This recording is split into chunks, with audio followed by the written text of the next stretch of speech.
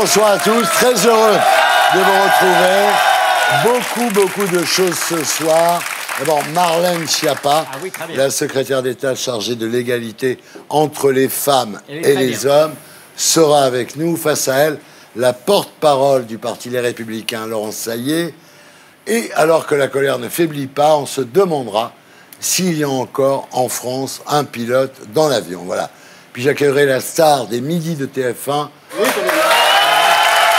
Jean-Luc Reichmann, qui remplit des zéniths de 2500 personnes avec 8 livresses. Donc on le recevra, il nous expliquera comment il fait. Ah oui. Mais maintenant, plus prestigieux que les Oscars, plus méchant que les Gérard, plus drôle que les Césars, plus sexy que les Hôtes d'Or, c'est le prix Goldnadel du bisounours de la semaine.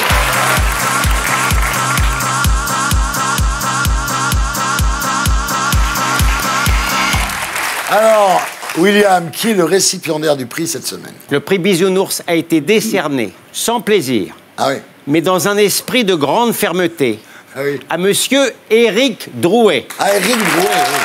Pourquoi Éric Drouet? Pourquoi? Parce que ce leader charismatique des Gilets jaunes a par ailleurs porté plainte parce qu'on avait peint sa boîte à lettres à la couleur de son gilet. Je ne nourrissais aucune mauvaise dent contre Éric Drouet. Mais là, franchement, il m'inspire une manière de déception. Certes, on a trouvé des marques jaunes sur la demeure des Drouet, et même, je l'ai dit, sur sa boîte à lettres. Certes encore, on a crevé les 2 pneus de la voiture des Drouet.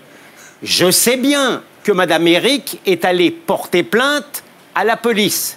Et je sais encore que monsieur Éric a considéré, à juste titre, que c'était un acte très lâche. Mais alors, dans ce cadre-là, lors de la journée très brûlante du 16 mars, il ne pouvait pas, monsieur Drouet, fustiger un peu plus les Black Blocs de l'extrême gauche qui ont foutu le feu aux immeubles et les enfants auraient pu être brûlés vifs. Il n'aurait pas pu dire, monsieur Drouet, que ces Black Blocs étaient des salauds et des lâches. Vous comprendrez, Thierry Ardisson, que j'ai du mal à comprendre comment, le samedi, on n'est pas capable de trouver un mot courageux pour ces pleutres qui veulent crever les flics, et que le lundi, on va à la maison Poulaga simplement parce qu'on vous a crevé de pneus.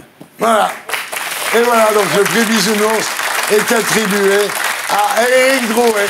Mes bisounours, je lui fais des bisous, des gentils, des toutous, des géants, des tout fous. Un bisou sur la joue, un bisou dans le cou. Car mon petit bisounours, il adore les bisous. Et maintenant, j'accueille la secrétaire d'État chargée de l'égalité entre les femmes et les hommes et de la lutte contre les discriminations, Marlène Schiappa.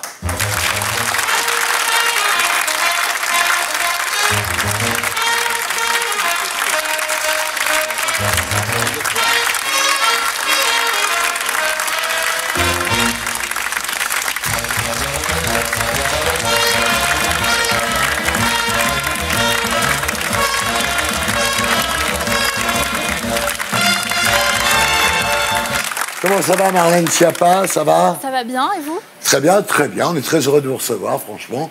Alors, ça a été l'escalier, là, ça... Vous êtes une habituée, maintenant. Non, je me suis concentrée pour pas tomber, comme tout le monde. Comme tout le monde. Il faut que les ministres s'habituent à descendre les escaliers. Il y a des cours, d'ailleurs, sont donnés aux Folies Bergères, tous les jeudis après-midi. Alors, comme tous les invités, vous avez un slogan. Un très beau slogan, qui est toujours le même, d'ailleurs. Secrétaire d'État au Girl Power. Que je trouve ça formidable. Et vous avez... un sampleur.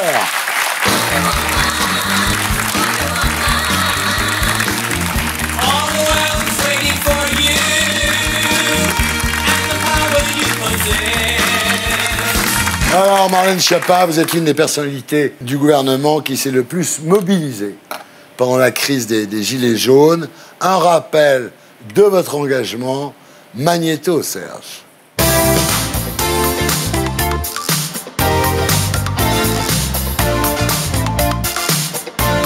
Moi, je préfère faire de la politique avec mon cœur et pour les gens plutôt qu'avec uniquement une calculette.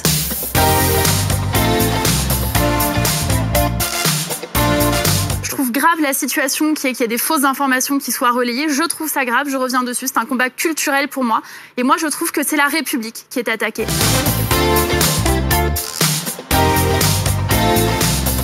Ce soir, je suis venue pour assez peu parler et finalement plutôt vous écouter. Et l'idée, c'est de voir comment, ensemble, on peut faire un atelier du grand débat.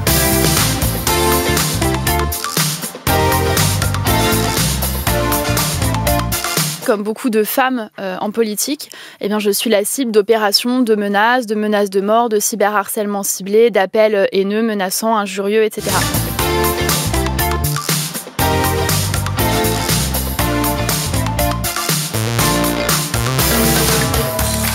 Et voilà donc Marlène Schiappa, vous publiez Une et indivisible aux éditions de l'Aude, un livre dans lequel vous vous alertez sur les menaces qui divisent la République, les pauvres contre les riches, les ruraux contre les bobos, les arabes contre les juifs, les femmes contre les hommes. Enfin, ceci étant, Marlène, vous savez que ça fait des années que ça dure. Est-ce que vous découvrez pas un peu le monde ? Peut-être. Alors, il y a des clivages qui sont assez anciens. Vous en avez cité certains. Il y en a qui me semblent assez nouveaux.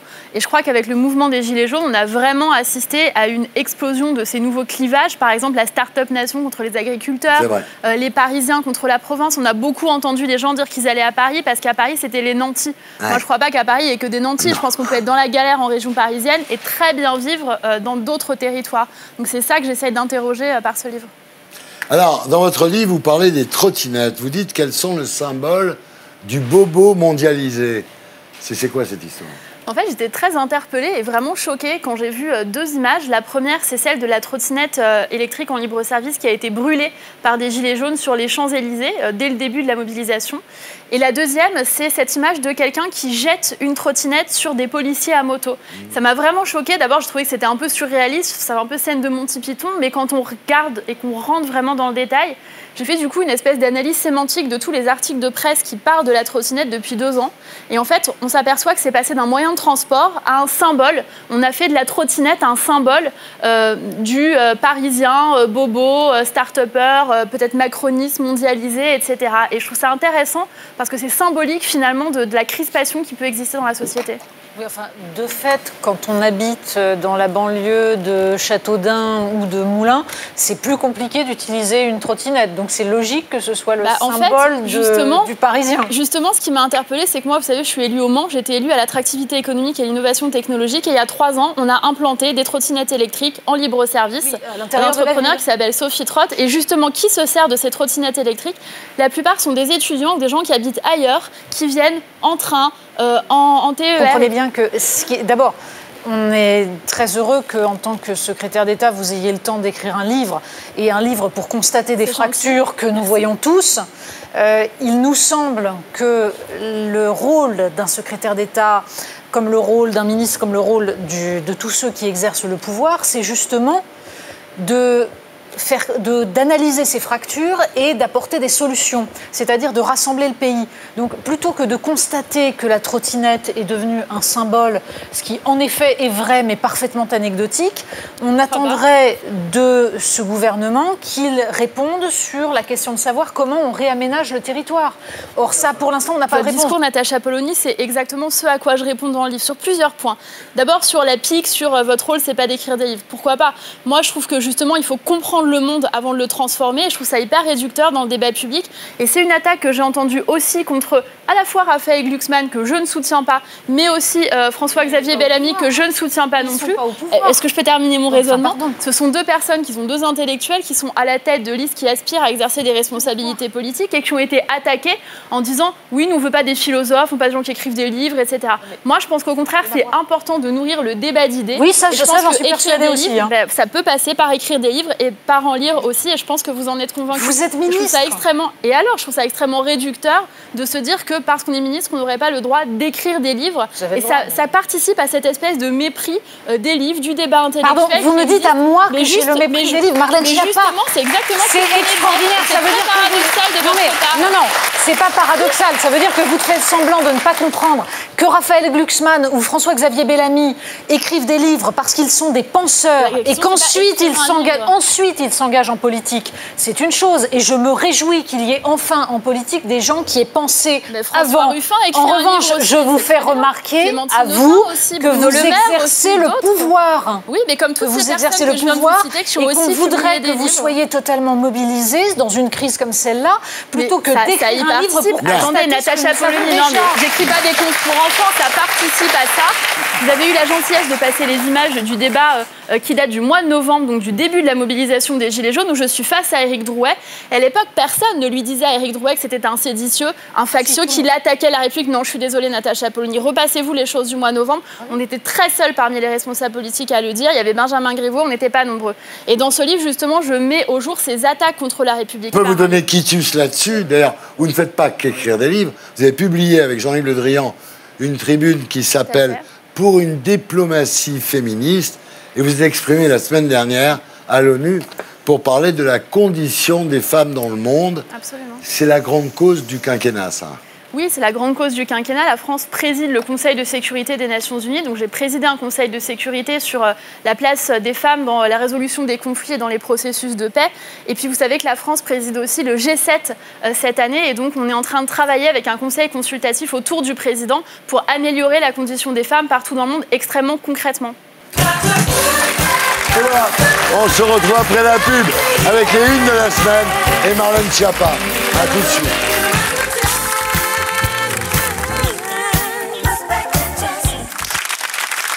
Bonsoir les terriens du dimanche. Nous sommes toujours dans le bifort des terriens du dimanche en compagnie des mercenaires et de la secrétaire d'État chargée de l'égalité entre les femmes et les hommes, Marlène Schiappa. Et maintenant, c'est l'heure des unes de la semaine.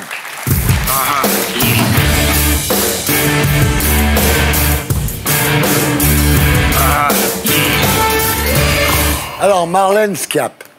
C'est quoi cette prononciation? C'est lui qui m'a dit. Alors, là, c'est Licia. Alors, là, il y a Pierrot Lys. Alors, encore on dit Schiappa, mais ma famille a vécu au Maroc très longtemps, et au Maroc, on disait Schiappa. Et donc, j'ai gardé la marocaine. J'écoute ce que me dit mon ami. Mais vous pouvez le dire à la Corse ou à la Calabraise. Schiappa, j'aime bien, moi. Schiappa. Alors, Marlène Schiappa. Les mercenaires vont présenter leur une maintenant. Chacun va faire sa une, et ils auront 1 minute pour défendre leur une. À la fin, c'est vous qui jugerez, comme si vous étiez devant un kiosque à journaux, et vous nous direz laquelle vous achetez. Et celui ou celle que vous allez désigner comme vainqueur, au lieu d'avoir 1 minute, la semaine prochaine aura 1 minute et 30 secondes. Pour nous, ça veut dire beaucoup. D'accord. Alors, la première une, c'est Pierrot, justement.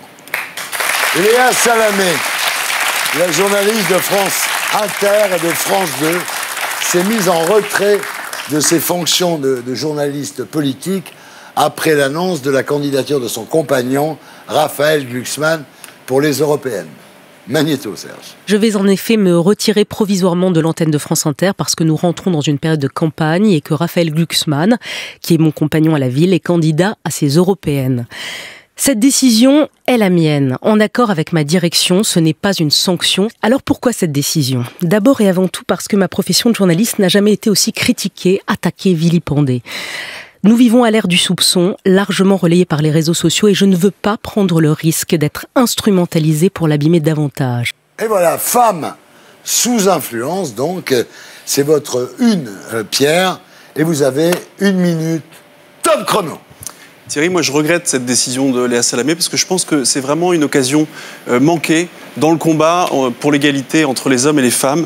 Parce qu'en décidant de se retirer comme ça de l'antenne, pour, dit-elle, éviter le soupçon de la connivence, Léa Salamé accrédite bien malgré elle l'idée selon laquelle les femmes sont sous l'influence, sous la tutelle politique, intellectuelle de leurs compagnons.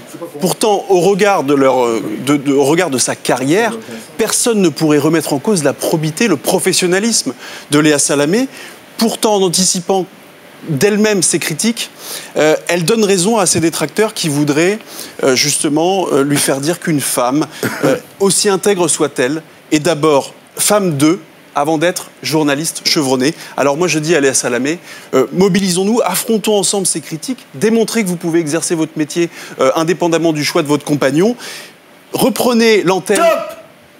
Reprenez l'antenne et menons ce combat. J'ai juste une question. Il y a 45 secondes. Est-ce que ce serait différent si un homme journaliste avait sa compagne qui s'engageait en politique? Le problème serait le même. C'est une pure question de déontologie, peu importe qu'elle soit femme ou que ça soit un homme, c'est pour... Elle est dans une radio de service public, et bien entendu, si jamais elle était restée, on l'aurait soupçonné bien... Des mecs comme toi. Non mais... C'est une journaliste chevronnée. Tu vas pas... avait en face d'elle et c'est tout le problème. Marlène. Moi, je trouve que c'est un sujet qui est vraiment passionnant, la question du couple et de la place notamment des femmes dans le cadre de la vie politique. En ce qui concerne Léa Salamé, d'abord, ça fait longtemps qu'il est de notoriété publique qu'elle est en couple avec Raphaël Glucksmann. Moi, à aucun moment, quand je suis venue répondre à une interview de Léa Salamé, je me suis dit « Ah, j'ai en face de moi la femme de Raphaël Glucksmann ». Je me suis toujours dit « J'ai Léa Salamé, une journaliste ». C'est vrai. Et moi, je déplore, au-delà de la question de femme ou homme, parce que je crois qu'il y a par exemple Franck Bélanger, qui est un grand journaliste sportif, qui s'avère être aussi le compagnon de ma collègue, qui est ministre des Sports, qui a été un peu mis à l'écart quand son épouse a été nommée au gouvernement. De mon point de vue, indûment, mais ça n'engage que moi. Je ne suis pas là son porte-parole, mais ça n'engage que moi. Je trouve que quand on est en couple avec quelqu'un, ça ne veut pas dire qu'on pense la même chose que la personne avec qui on est en couple. Et je pense qu'il y a aussi des couples qui sont illégitimes ou entre guillemets illégitimes, en tout cas qui sont non déclarés, dont on n'a pas connaissance. Mais je ne souhaite pas que tous les gens qui sont en couple avec un responsable politique ne puissent plus exercer leur métier. Je trouve ça dommage. Franck, c'est à vous, parce qu'à Paris, un incendie s'est déclaré dans l'église Saint-Sulpice. Un acte délibéré, selon la police, christianophobie. C'est votre une, Franck. Vous avez 1 minute. Alors, top chrono. J'observe qu'il y a en France, chaque année, 3 églises profanées par jour. C'est quelque chose, hein, avec des statues cassées, des croix renversées, cassées en 1000 morceaux. Bon, et tout le monde s'en fout. C'est vrai. Comme tout le monde s'est foutu de l'incendie. Et je fais un rapprochement qui vous paraît bizarre, mais l'incendie de le Fouquet's, tout le monde s'en est foutu également. Ouais. C'est pas grave, c'est rien, c'est un truc de riche, soi-disant. Mais enfin, c'était un monument historique. C'était la cantine de Rému, de Bourville, de Fernandel, de Marlène Dietrich, Sophia Loren. Enfin, on les voyait tous dans les années 70, 80. Donc, et tout le monde s'en fout. C'est-à-dire que la France, pays pessimiste, est en train de devenir la mère patrie de l'incivisme, du je m'en foutisme. Hein. Quand les bornes sont franchies, disait un grand Français, le sapeur Camembert, il n'y a plus de limite. Hein. Français, indignez-vous, indignez-vous. Voilà. Comment on passe à Raquel? Alors, Raquel, j'ai 1 minute et 8 secondes. Ne me demandez pas pourquoi. Alors, une molécule extraite du venin très toxique d'une araignée brésilienne, l'araignée banane, pourrait soigner les troubles de l'érection. Raquel, cette histoire vous a inspiré. L'araignée banane est l'avenir de l'homme. Vous avez, Raquel, 1 minute et 8 secondes. Allez-y. Ne parle pas trop vite parce qu'on va prendre des notes. Ah ouais, t'as raison.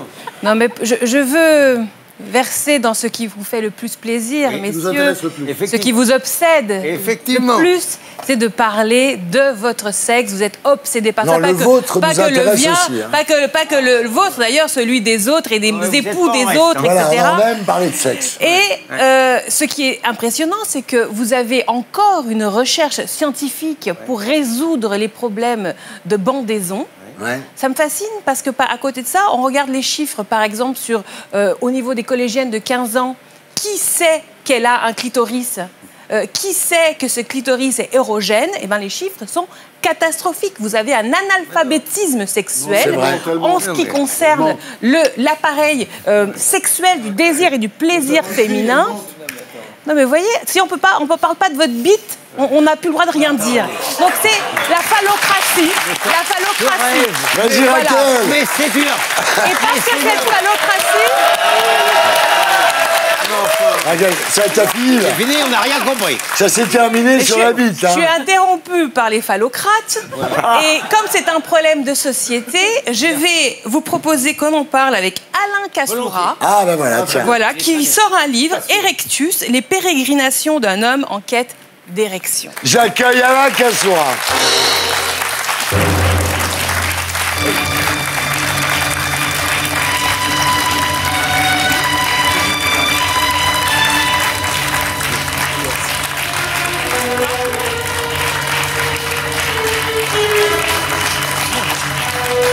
Alors, bonsoir Alain Kassoura, merci d'être avec nous. Merci. Alors, effectivement, vous avez du mal à bander, mais vous avez décidé de prendre, les choses en main. Tout à fait. Et ça, c'est très bien. Vous racontez votre histoire dans Erectus, les pérégrinations d'un homme en quête d'érection chez Flammarion. On va en parler parce que c'est l'heure du témoin de la semaine.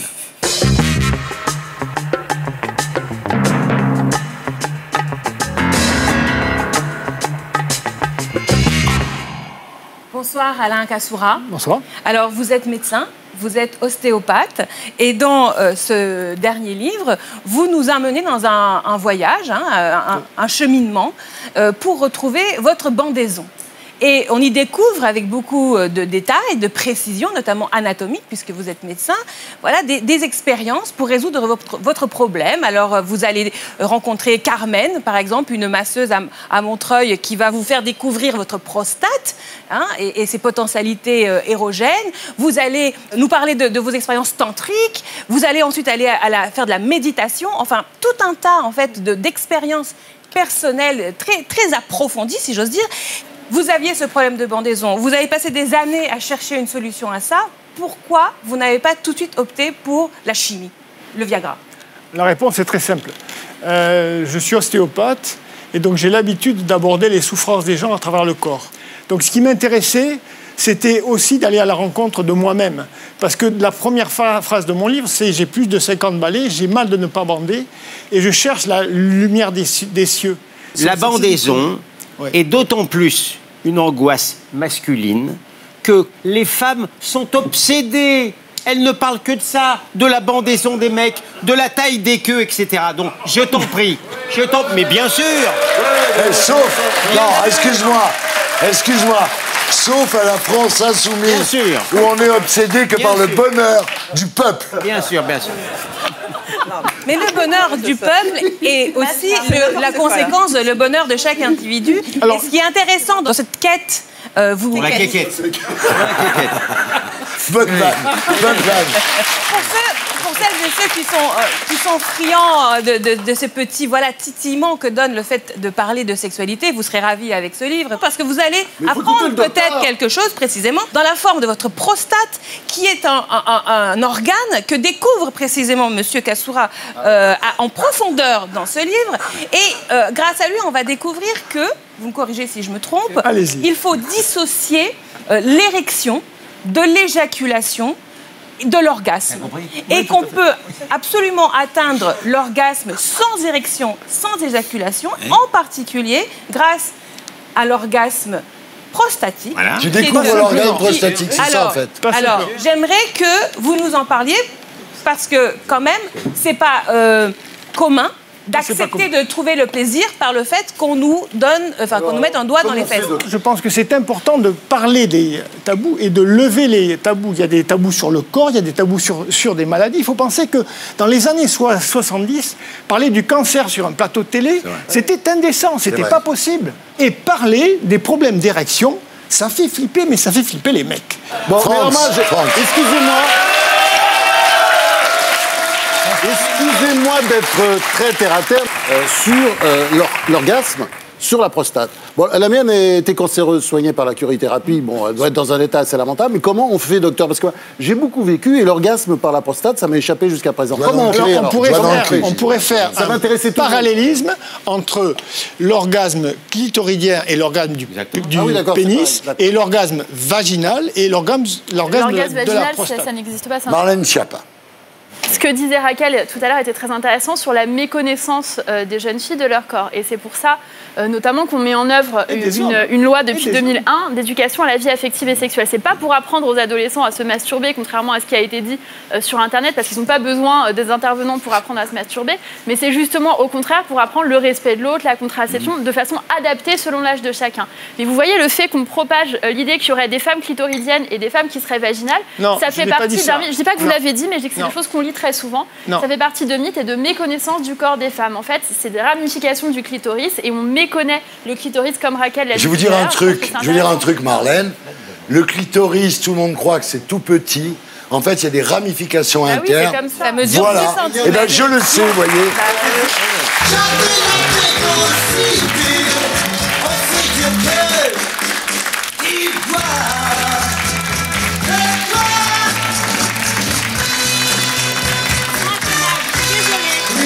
c'est la une de Natacha. Alors, Natacha, vous restez avec nous. Alors, Natacha, l'Assemblée nationale a voté en loose day la privatisation d'aéroports de Paris, voulue par le gouvernement, mais contestée par les oppositions. Votre une, c'est France, la grande braderie continue. Vous avez alors, Natacha, relax, 1 minute et 30 secondes. Top chrono.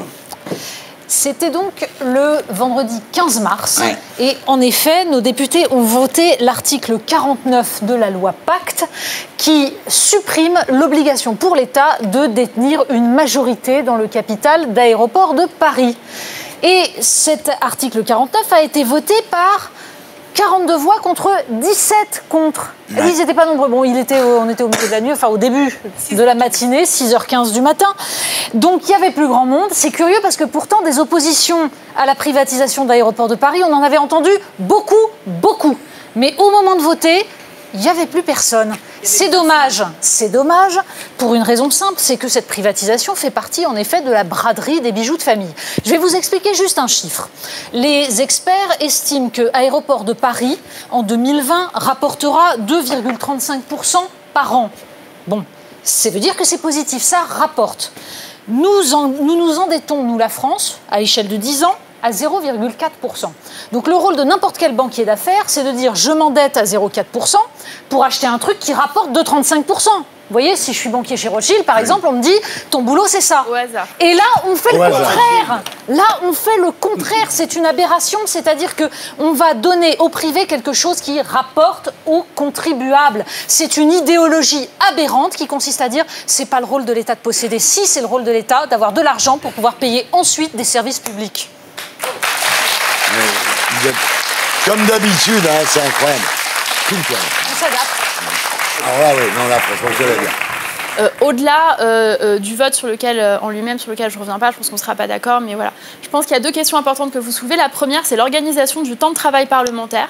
Effectivement, pourquoi souvent il y a peu de parlementaires présents? C'est pas parce qu'ils sont feignants ou c'est pas parce qu'ils sont à la buvette, c'est souvent parce qu'il y a une organisation du temps de travail parlementaire qui est extrêmement difficile pour faire à la fois de la présence en circonscription, donc là où on est élu, et aussi travailler sur les textes de loi en commission et être dans l'hémicycle. Ça, c'est la première question. Et la deuxième question, c'est qu'est-ce qui est le rôle de l'État?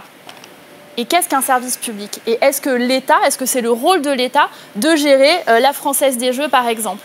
Oui. Je trouve que c'est une question passionnante. Est-ce que c'est le rôle de l'État de gérer la Française des Jeux? Je vais vous donner ma vision des choses. La Française des Jeux, la loterie a toujours été gérée par l'État. À l'origine, ça servait d'ailleurs à payer une aide aux anciens combattants. C'est pour ça qu'a été inventée la loterie. En Angleterre, ça finance le cinéma. Exactement. Et ça permet à l'État de gagner de l'argent. C'est-à-dire qu'on utilise ce qu'on considérait autrefois comme un vice, le vice du jeu. Mais puisque ce vice existe, on se dit autant qu'il rapporte pour le bien commun.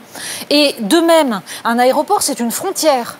En particulier, Roissy, c'est une frontière. C'est aussi un patrimoine immobilier, un patrimoine foncier absolument énorme. Payé par les contribuables. Qui a été payé par les contribuables et qui risquerait de passer au privé alors que ce sont des terres essentielles qui peuvent être utilisées pour beaucoup de choses. Et c'est cela qui est important. Regardez les autoroutes. On a privatisé les autoroutes. C'est un des plus grands scandales financiers de ces dernières années. On a privatisé ce qui rapportait beaucoup. Depuis, la facture a explosé pour les contribuables et ça a permis à des sociétés privées de s'enrichir alors que nous pourrions utiliser cet argent pour des hôpitaux, pour des écoles. C'est une aberration de gestion. Au-delà de faire décoller des avions, effectivement, les aéroports ont ces deux fonctions, si on peut les résumer ainsi. Un, il y a le fait de faire de l'immobilier, et notamment l'immobilier commercial avec des baux de luxe notamment, etc. Et vous savez très bien que de plus en plus, les aéroports, comme les gares, ont vocation à devenir des lieux de vie. Regardez la gare Montparnasse. En 5 ans, elle a complètement changé. Elle est devenue un mini-centre commercial, d'une part. Et d'autre part, les frontières. Et là, on ne privatise pas les frontières. Évidemment, ça reste de l'ordre du domaine de l'État. Les douanes restent de l'ordre du domaine de l'État. Toute la partie frontière, ça reste évidemment l'État qui les gère. Mais effectivement, prendre un local, le louer à Victoria's Secret, à Longchamp, à Starbucks, à je ne sais qui, à la brioche dorée, ça n'est pas le rôle de l'État. Ça n'est pas le rôle de l'État. Ça rapporte. L'État a besoin de choses qui rapportent. Le rôle de l'État, c'est pas faire un centre commercial et le gérer. Non, le rôle de l'État, c'est d'avoir de l'argent pour ensuite servir le contribuable et servir les citoyens. C'est ça le rôle de l'État. Voilà. C'est deux conceptions différentes. Les deux, je vais vous dire, moi qui ramène toujours ma gueule, Là, je suis partagé. Bien. Alors, Marlène... Pas toujours très bien. Alors, imaginez, vous êtes devant un kiosque à journaux et dites-nous quel magazine vous achèteriez. Je choisirais justement la une de Raquel parce que j'ai le sentiment que c'est celle qui nous a le plus rassemblés autour d'un sujet qui était moins clivant peut-être que les autres. Alors, Raquel, la semaine prochaine, ma chère amie, vous aurez 30 secondes de plus pour votre une. C'est formidable. Bien sûr, c'est formidable, bien sûr. Alain Kassoura, merci d'avoir été avec nous. Voilà, c'était les unes de la semaine. Rendez-vous après la pub avec Marlène Schiappa dans Les Terriens du dimanche, l'émission qui vous permet de vous faire votre opinion. À tout de suite.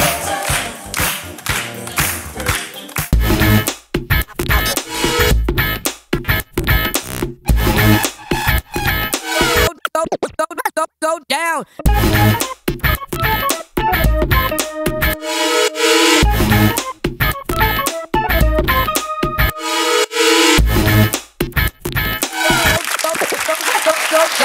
Bonsoir les terriens du dimanche. Bienvenue dans l'émission qui vous aide à vous faire votre opinion. Ce soir, dans les terriens du dimanche, la secrétaire d'État chargée de l'égalité entre les femmes et les hommes et de la lutte contre les discriminations, Marlène Schiappa. Face à elle, la porte-parole du parti Les Républicains, Laurent Sallier. Alors que la colère ne faiblit pas, y a-t-il encore en France un pilote dans l'avion? C'est la bataille de la semaine. Maxime Gagé a été battu et torturé par sa femme, Pierre Licia, notre grand reporter de guerre, l'a rencontré. Puis, j'accueillerai la star des midis de TF1, l'animateur et comédien Jean-Luc Reichmann.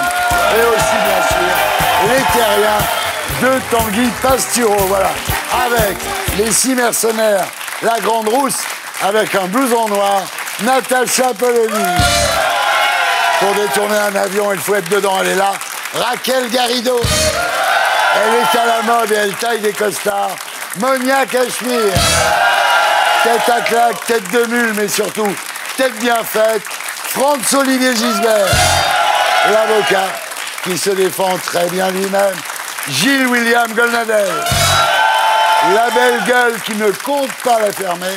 Notre grand reporter de guerre, Pierre Licia. Et notre invité, Marlène Schiappa. Voilà. Votre slogan, Marlène, la secrétaire d'État au Girl Power. Et aussi votre sampleur.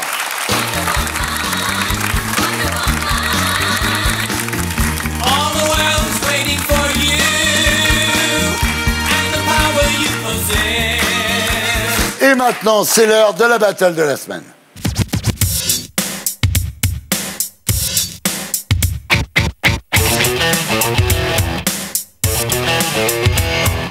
Alors que la colère ne faiblit pas, y a-t-il encore un pilote dans l'avion en France avec Laurent Sallier?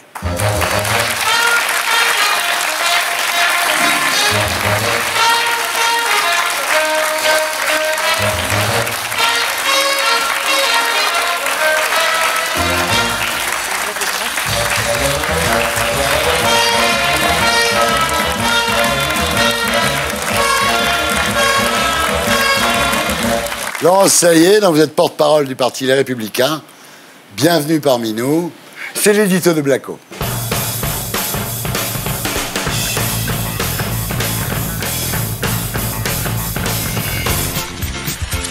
Il aura suffi que Macron parte 2 jours au ski pour qu'on assiste au retour de la chienlit.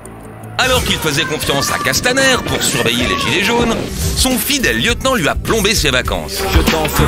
Macron a dû revenir en catastrophe pour reprendre les choses en main. Les Champs-Élysées, ce qui s'est passé, ça ne s'appelle plus une manifestation. Donc je veux qu'on analyse très précisément les choses et que dans les meilleurs délais, on puisse prendre des décisions forte. Pauvre Castaner, sa priorité absolue, c'était pourtant de se faire bien voir par son patron. De peur que Macron ne retrouve son bureau saccagé en rentrant de vacances, il avait donc mis le paquet sur la protection de l'Élysée. En revanche, là où Castaner a été excellent, c'est après la bataille, face aux caméras de télé pour afficher son soutien aux policiers. Moi je sais que les bras des défenseurs de notre liberté chérie, c'est vous.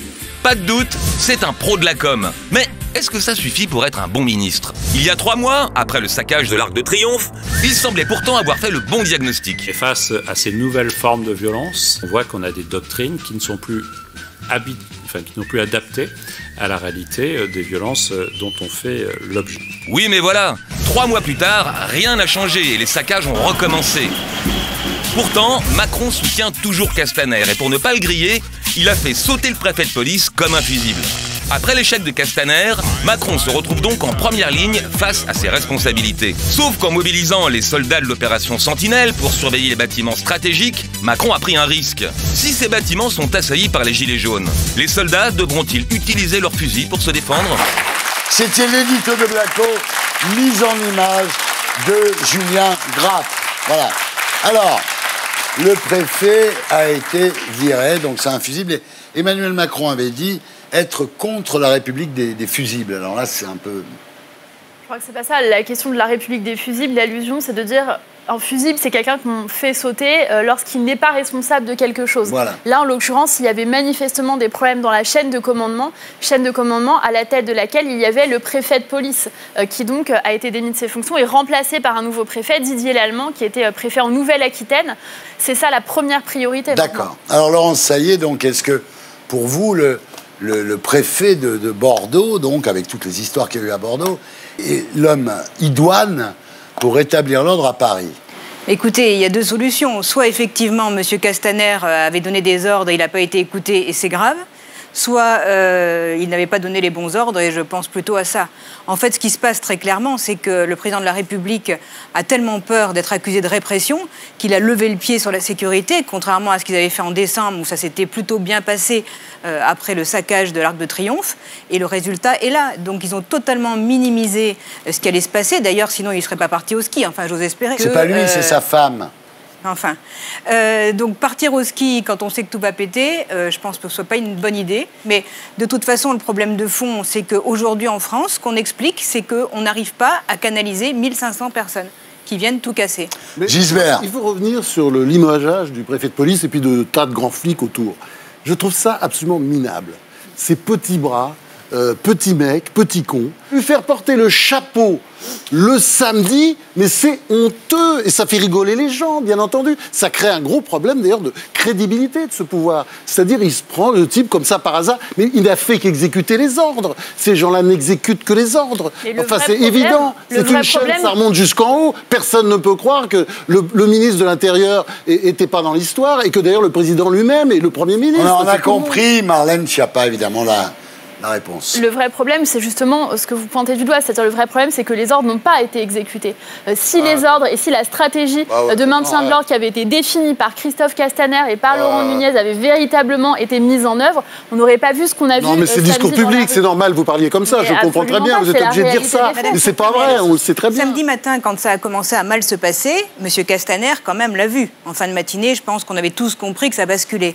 Pourquoi là, il ne s'est pas dit que ces ordres n'étaient pas exécutés et qu'il n'est pas intervenu. Natacha Polony. Il y a le problème du maintien de l'ordre et en effet, Frantz a raison, faire sauter un fusible quand on sait très bien qu'il y a eu en fait une mauvaise appréciation de ce qui était en train de se passer, parce que c'est ça, c'est-à-dire que ça peut arriver. Ils n'ont pas compris que ça allait se passer comme ça et pourtant il y avait des renseignements qui remontaient de la part de ceux qui guettaient les réseaux sociaux pour dire attention, cette fois-ci, ils vont arriver à Paris.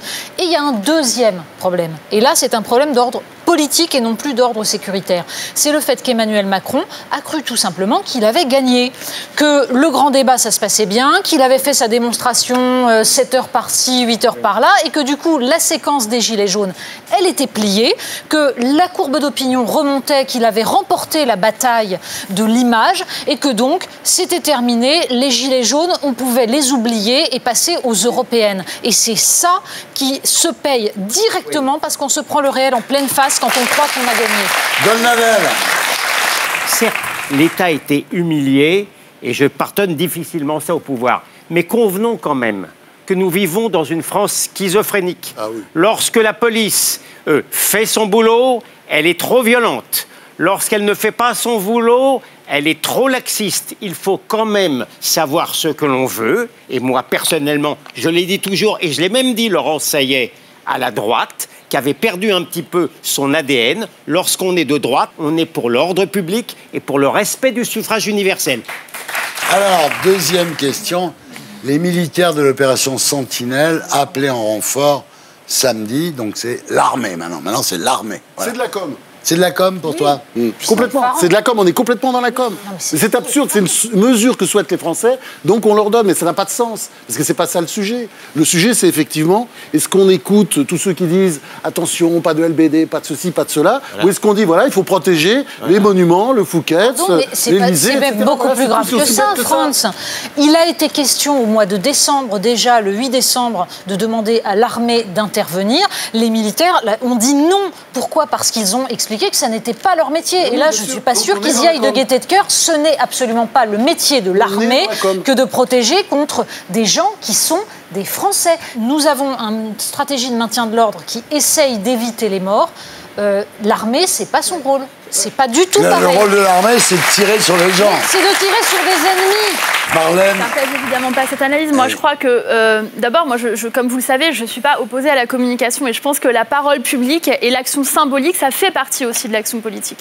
Et de la même manière, quand Laurent Wauquiez, par exemple, enfile un gilet jaune, ou quand un certain nombre de responsables politiques appellent à la haine, soutiennent les casseurs, eh bien, je crois qu'il y a une responsabilité de la parole publique qui est extrêmement dangereuse. Vous parlez de la France insoumise, non, là. Je parle de différents responsables politiques. J'ai cité Laurent Wauquiez, il y en a d'autres un peu partout. Il y a le Rassemblement national, il y a Il y en a Raquel absolument Garrido. partout. Des gens qui n'ont pas condamné les violences immédiatement. Moi, je crois que dès le mois de novembre, il fallait immédiatement condamner les casseurs, les violences, les attaques contre la République, les attaques contre l'Arc de Triomphe. Une grande partie, en tout cas, des commentateurs ont passé leur temps à jeter l'opprobre sur les forces de l'ordre, en les accusant de tous les maux. Bien sûr, c'est absolument pas vrai, Marlène Schiappa. Enfin, non. Bien sûr que si. C'est la première chose. Et la deuxième chose, c'est qu'il faut remettre aussi les choses dans leur contexte. Moi, je veux bien qu'on fasse croire que le président de la République est parti en vacances au ski. La vérité, c'est pas ça. Il revenait d'un déplacement international très long en Afrique, qui succédait à un précédent déplacement, qui succédait lui-même à de nombreux ateliers du Grand Débat. Et vous savez qu'un atelier du Grand Débat, pour lui, c'est pas un quart d'heure, je fais une photo et je m'en vais, c'est 5 heures, 6 heures, 8 heures le dernier. Il est parti, je crois, à l'espace de 6h30, quelque chose comme ça, retrouver sa famille et ses amis avant de revenir. Et s'il avait été là, bien sûr, mais on peut dire les choses franchement, on est dans un pays où tout le monde blâme le président et tout le monde attend tout du président. Il pleut, c'est de la faute du président. Oui, mais vous comprenez qu'aujourd'hui... Elle a raison. Vous avez raison. C'est vrai qu'on est dans un trip. Très bien. Quand c'est pas Macron, c'est Castaner. Il y a du bashing perpétuel. Bien, Monia. Il y a eu du flottement. Marlène Schiappa, il faut quand même avouer qu'au niveau de timing, au niveau communication, imaginez que le président est en week-end au ski. De nombreux commerçants, de nombreux Français se sont sentis seuls. La rue Montorgueil, qui est une petite rue piétonne avec des commerçants qui payent leur loyer, qui payent l'URSSAF, ils se sont retrouvés accablés par des Black Blocs. Il y a même des restaurants qui se sont retrouvés menacés par des Black Blocs qui ont sorti un pistolet. Un pistolet parce qu'ils voulaient mettre le feu dans le restaurant. Donc vous comprenez quand même que tous ces Français, tous ces commerçants qui soutiennent Emmanuel Macron se sentent seuls quand ils savent que le pilote est au ski. Donc en fait, c'est même pas qu'il est hors sol, il est hors piste. Et la question à se poser, c'est pas savoir s'il n'y a pas un pilote dans l'avion. La question, c'est est-ce que le pilote sait qu'il y a des passagers à bord? Oh putain, bon.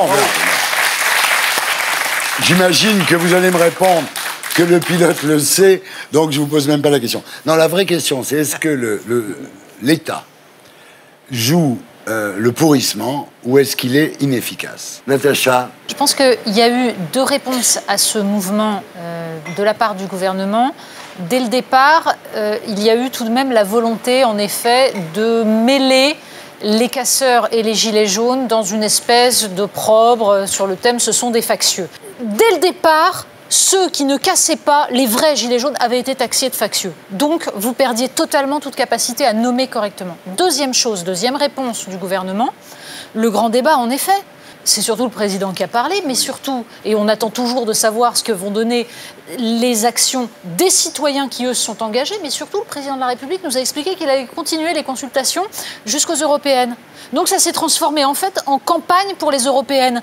Et là, tout à coup, on s'aperçoit que ça n'a plus aucun sens et qu'il s'agit toujours, de la part du président, d'instrumentaliser cela dans un but politicien. Je pense que ça ne peut pas marcher. Il fallait une réponse qui est de la hauteur. Le mot de la fin, Marlène. D'abord, je vous rappelle que dans le programme et dans le projet du président de la République, il y a 3 éléments, il y a 3 items qui se déroulent sur la durée du quinquennat qu'on a appelé libérer, protéger, unir. Et on voit à quel point unir, c'est redevenu urgent et pour moi, ça redevient le numéro 1. On voit à quel point on est capable de se déchirer avec des débats d'une violence incroyable. Mais ce qui se passe là n'est pas propre à ce plateau. Ça se passe aussi dans les familles, dans les discussions, à la sortie des écoles. Donc je crois que c'est vraiment une urgence absolue de retrouver cette cohésion nationale autour de nos valeurs et autour aussi de l'ordre républicain parce que la sécurité, c'est aussi la liberté pour chacun d'aller et venir. Ensuite, le cap politique, c'est d'abord libérer le travail, libérer l'économie pour faire en sorte que le travail paye davantage. Et la question, c'est comment on fait en sorte de protéger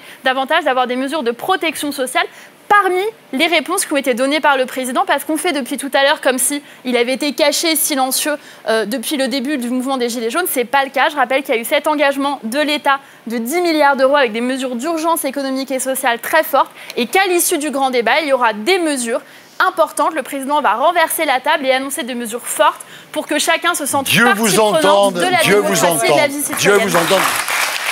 Merci d'avoir été avec nous, Laurence Saillet.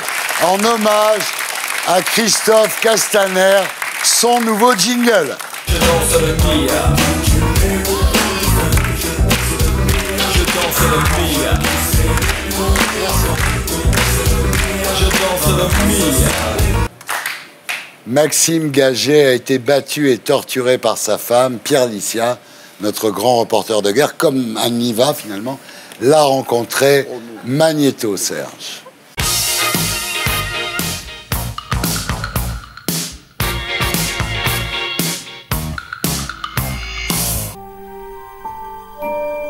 En France, un homme meurt tous les 13 jours sous les coups de sa conjointe, une réalité sous-estimée, moquée et surtout taboue. Je suis à Angoulême pour rencontrer Maxime Gagé qui a vécu pendant 17 mois un enfer sous l'emprise de sa compagne. Bonjour Maxime. Ah, bonjour. Angoulême, c'est la ville où vous avez grandi, c'est aussi votre ville refuge. C'est surtout une ville qui m'a permis de pouvoir me construire au calme. Ça, c'est une donnée qui est très importante. Et surtout, bien sûr, entourer des personnes que... Notre famille. Voilà, exactement. Pendant 1 an et demi, vous avez été battu, humilié, torturé par votre compagne. Je vous propose qu'on se mette au calme pour qu'on puisse en parler. Pas de problème. Maxime, comment votre histoire a commencé? Au début, sur un plan sentimental, ça tournait pas trop mal. Arrive donc le 31 décembre de l'année 2007. La soirée commence doucement et à un moment donné, elle passe me voir et me dit « écoute, suis-moi ». Et là, elle me plaque contre le mur et me colle une série de claques absolument effarantes. Sans raison. Sans aucune raison. Et elle ne m'a pas expliqué pourquoi.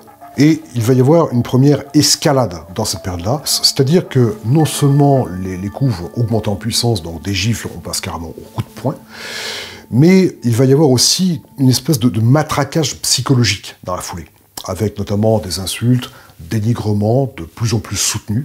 Vous êtes tout confisqué, vous êtes sans moyen de paiement, sans moyen de communication, sans papier d'identité. Vous n'avez jamais essayé de fuir? Fuir? Bon, admettons. Mais où? Comment? Je n'ai plus rien. C'était quel genre de violence? Est-ce qu'elle utilisait des objets? Elle utilisait tout ce qui lui passait sous la main. Manche à balai, poêle à frire, tabouret. Tout ce qu'il est possible d'imaginer en matière.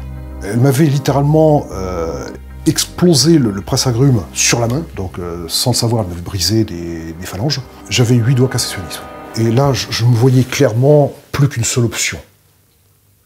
La toute dernière. Vous avez pensé à mettre fin à vos jours? Clairement, oui. Clairement. Physiquement, vous étiez comment? J'avais les cheveux complètement hirsutes, la barbe, même chose. Enfin, sur un plan hygiénique, j'étais dans un état de dégradation totale. Toute la partie extérieure était complètement défigurée. Et d'ailleurs, je pense que vous pouvez le voir, ça a été reconstruit. Il en a fallu 4 pour construire. 4 opérations. Elle aurait pu tout à fait me tuer de sang-froid. Ça, je ne pourrai jamais l'oublier. Jamais.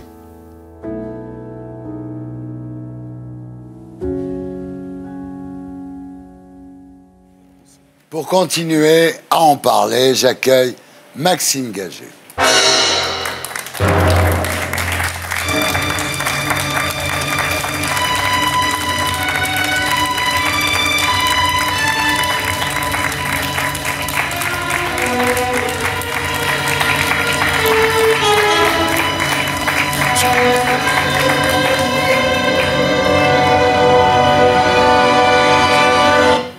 Maxime Gagé, bonsoir. Bonsoir Thierry. Merci d'être avec nous. Bonsoir Maxime. Bonsoir. J'ai lu votre livre, on a pu en parler, votre histoire elle est totalement inimaginable et d'ailleurs la première phrase de votre livre elle est très révélatrice parce que, je cite, « L'histoire que je vais raconter dans ces pages pourrait sortir tout droit d'un film, tant les faits semblent surréalistes et pourtant c'est une histoire vécue. » Mais vous n'êtes pas un cas isolé puisqu'en France, 28% des victimes de violences conjugales sont des hommes. Vous portez encore les stigmates de cette relation que vous avez eue avec celle que vous appelez votre bourreau. Combien d'opérations chirurgicales vous avez subies et quelles sont les séquelles qui vous restent encore? Alors, j'ai subi un total de 8 interventions chirurgicales à considérer comme relativement lourdes. La toute première de la liste a été une opération au niveau des parties génitales, sachant que j'ai reçu une quantité assez importante de coups de genoux. Ensuite, j'ai eu l'oreille gauche complètement détruite sur la partie extérieure. Il a fallu pas moins de 4 opérations. J'ai eu également une opération au niveau de l'œil droit, puisque j'ai eu un décollement franc de la partie centrale de la rétine. Et enfin, j'ai eu 2 opérations, tout comme l'oreille, avec autogreffe, donc pour le cartilage central du nez, qui a été complètement détruit. Votre ex-compagne vous a également infligé des privations de sommeil, d'alimentation, d'accès aux soins, d'hygiène. Est-ce que vous pouvez nous raconter ces privations? L'une des premières privations a été d'être forcé à dormir, pour ainsi dire, à même le sol. Très rapidement derrière est venue une autre forme de privation qui a été l'interdiction absolue d'avoir le moindre accès à une source d'eau potable et également pour l'hygiène, ce qui a posé énormément de problèmes. C'est-à-dire que vous n'aviez pas accès aux toilettes? Entre autres choses, oui.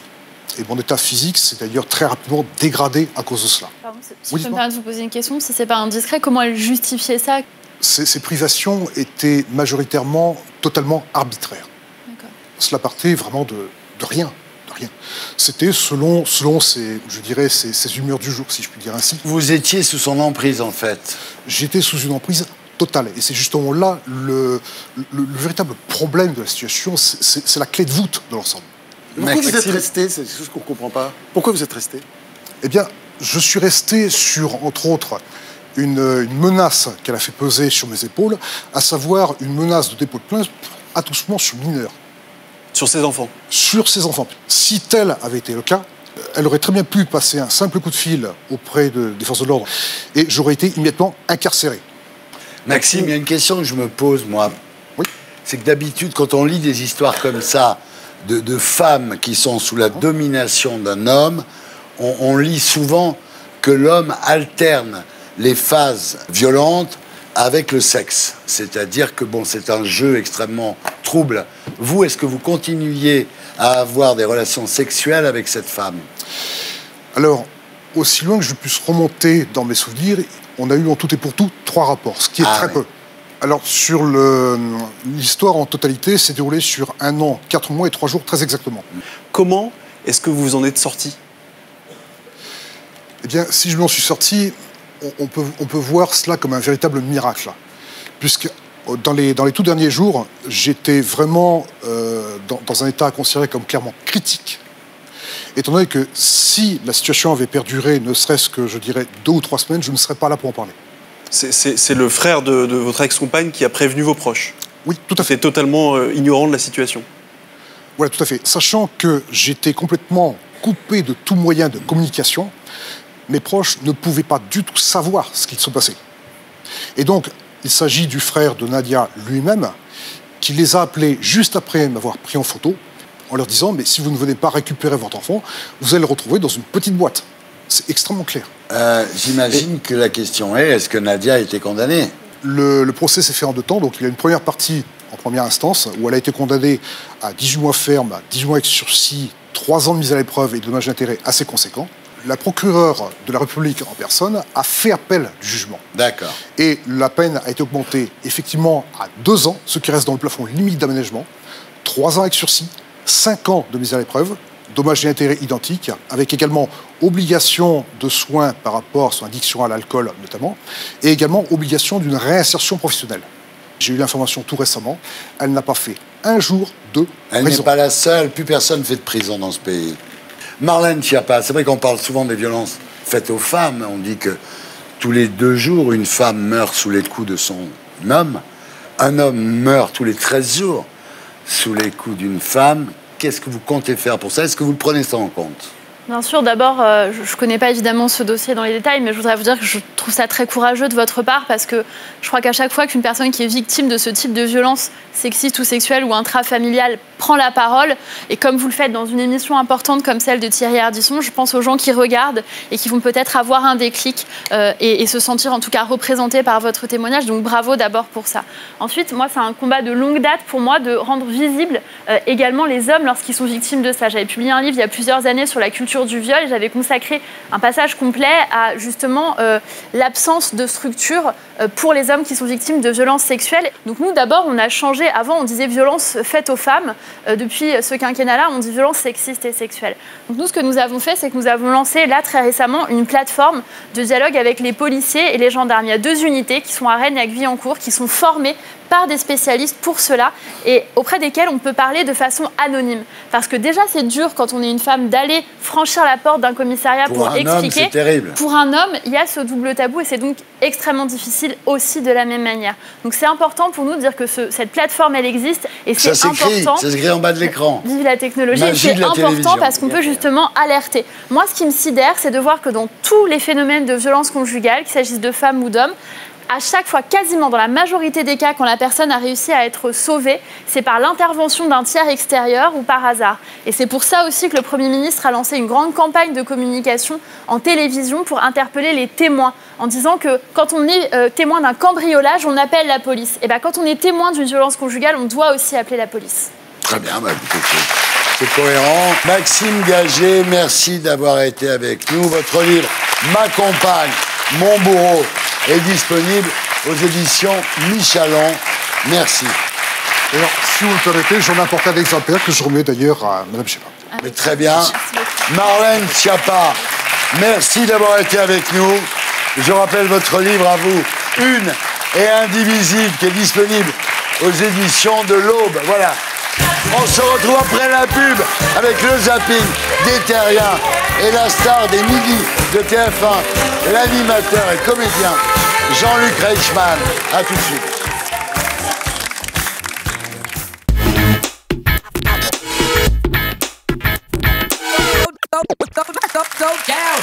Rebonsoir, les Terriens du dimanche. Re-bienvenue dans l'émission qui vous aide à vous faire votre opinion. Toujours en compagnie des 6 mercenaires. Natacha Polony. Natacha, moi je reste attaché. Raquel Garrido, attention. Attention. Attention. Sur les paupières, tour et tour, on suit. Mais là-bas, près du comptoir, on voit nous on danse pas. Attention. Pour boire un coup, on est là pour faire les fous. Et pour se revoir un coup, et pas payer nos verres. Là. Monia Cachemire.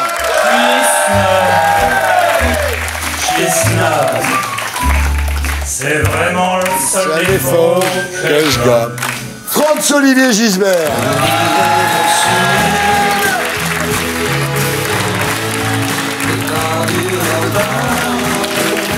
J. William Goldnader. Carrément méchant, jamais content. Carrément méchant, jamais content. Et Pierre Lucien. Mets-moi sous le nez une moustache.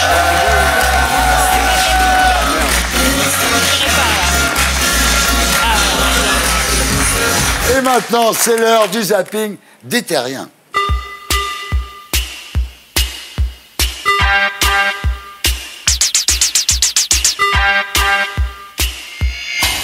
Vous connaissez le principe, vous regardez les images, vous dites ce que vous en pensez. C'est très con. J'ai rien compris. Ah ouais, tu vas voir. Direction la France, Serge. Cacatef! Merde in France, elle a fashion Cacatef! He's a booker, he's an art, he's a triple booker, merde in France. Et watching you, ta froute, les roubles, canapé vidé à coudre, merde in France. Et watching you, ta froute, les cacapoum.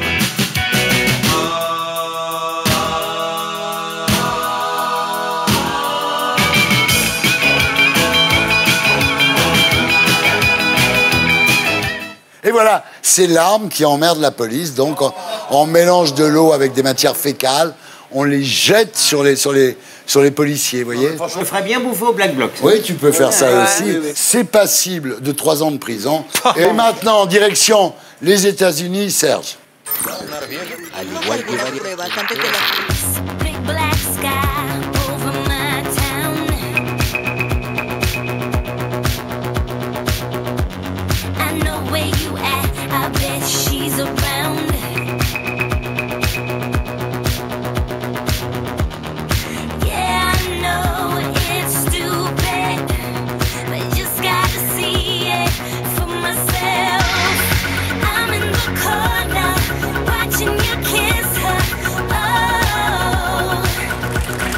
Je vais vous dire. Mais évidemment, il va y avoir des gens pour protester très bien, parce que nous sommes aujourd'hui dans une civilisation de cul cousu, de peine à jouir, Ah, mais là, c'est du de peine à jouir. là. Mais non, excuse-moi. Mais non, mais ça, c'est... Moi, je trouve qu'il vaut mieux être à poil. Mais Raquel, il faut comme elles veulent. Non, mais vous voulez, ma parce petite qu'il y a une Raquel. petite... Non, mais je m'explique. Non, mais je m'explique. La France insoumise veut légiférer. Je m'explique. Sur la sexualité, Je trouve... sur l'apparence, etc. Non, mais toi qui connais les États-Unis, tu vas comprendre ce que je veux dire. Il y a aux États-Unis une hypocrisie qui consiste à placer le petit bout de scotch sur le, sur le téton, le petit bout de scotch rikiki sur la zézette, etc. pour dire Zarma, je suis pas tout nu. Mais vas-y, fous-toi tout nu, fous-toi tout nu, qu'on n'en parle attendez, plus. on vient de vivre un grand moment. Chez les Garrido-Corbière, on appelle ça la zézette.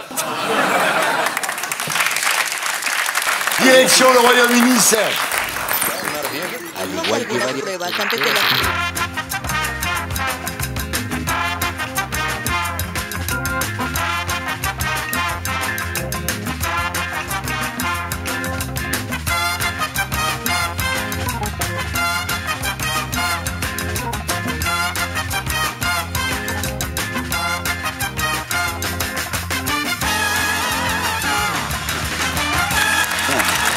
Alors, je veux dire, moi, je compare toute la journée les gens à des animaux. Je suis très dans l'anthropomorphisme et tout ça. Et là, je trouve que ça va très loin. Ah non, mais c'est très juste. C'est-à-dire que nous avons une queue. Ça, on ne veut pas le savoir. Mais là, vous avez une queue. C'est le coccyx. Bien sûr, qui a été coupée. Qui n'a pas été coupée parce qu'à force, ça nous gênait. Ah, donc, peu à peu, elle s'est atrophiée. Ouais. Et ça s'appelle le coccyx. Elle est toujours là. Bien sûr. Là, les animaux avec une queue, c'est les frotteurs sur la ligne 13. Hein. C'est juste ça. Direction le monde, Serge.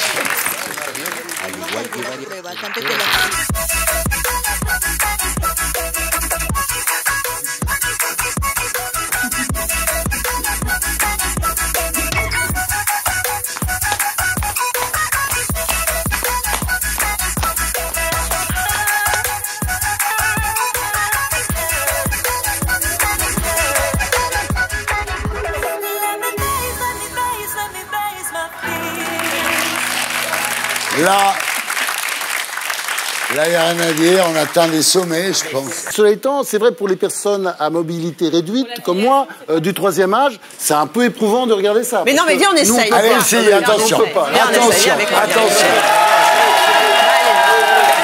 Musique.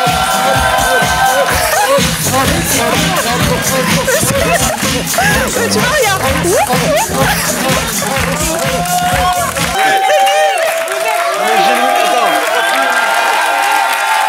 En fait, non, ce qui est terrible,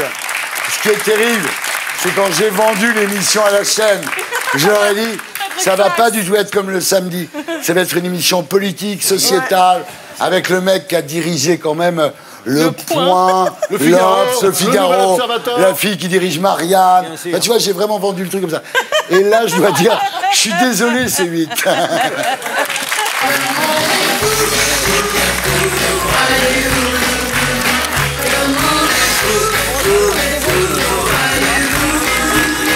Et maintenant, j'accueille Jean-Luc Reichmann.